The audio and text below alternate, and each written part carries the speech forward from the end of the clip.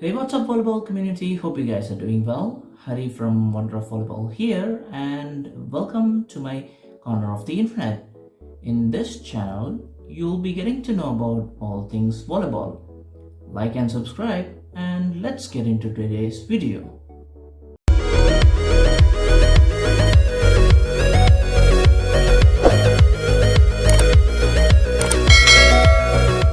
In the part 1 of the video, I've talked about the important metrics to track as volleyball parents and gave you some pointers on how to do so efficiently. This is the continuation of that video, and if you haven't watched the part 1, click the card on the screen and I'll provide the link in the description box below as well. But before we move any further, here's an interesting fact about volleyball. In 1956, sitting volleyball was introduced for the very first time, and it is mainly due to the fact that injured soldiers wanted a way to keep themselves fit and active throughout their rehabilitation process.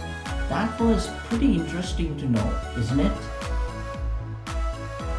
Now, let's jump straight into the part 2 of the metrics you must track as volleyball parents. How well you and your child communicate about volleyball between each other. This is very important to track as volleyball parents. It is the crucial element of your child's continuation of playing volleyball.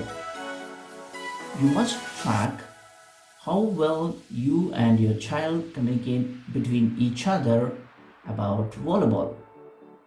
Why it is important? It helps both of you to understand volleyball in general, a particular match, and a certain moment of the game effectively and efficiently.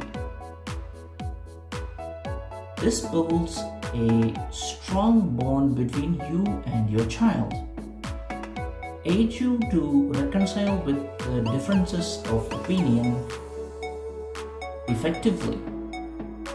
You as parents will be a major influence of your child to continue playing volleyball, and if both of you can learn the effective ways to communicate between each other about the sport, this will keep a strong relationship between you and your child and the sport in general. How well are you involved in the sport? Your child watches your involvement of the sport, and in this case, volleyball. I completely understand that it is impossible to involve yourself in volleyball 24/7, and some days there will be trillion things running in your mind. Showing sufficient involvement in volleyball will allow your child to push harder and perform to the best of their ability. Tracking your overall involvement will allow you to correct your earlier mistakes and participate in the sport with a renewed energy. Do you attend your child's tournaments regularly? You need to track whether you are attending your child's volleyball tournaments regularly, because it is emotionally important for your child to know that you're present during the tournament. Your child feels happy about it and loves the fact that you took out some of your time to be with them during the tournament. It helps to build a strong bonding between you and your child. When life happens and you weren't able to attend a particular volleyball tournament, make note of it and try to explain the reasons why you aren't able to do so, and if needed, apologize to them. There's nothing wrong in that. In fact, your child will appreciate your gesture and try to understand the reasons behind your absence. Is your child dependable? The final metric in this list that you need to track as volleyball parents is your child's dependability. These are some of the points you can consider when tracking this particular metric.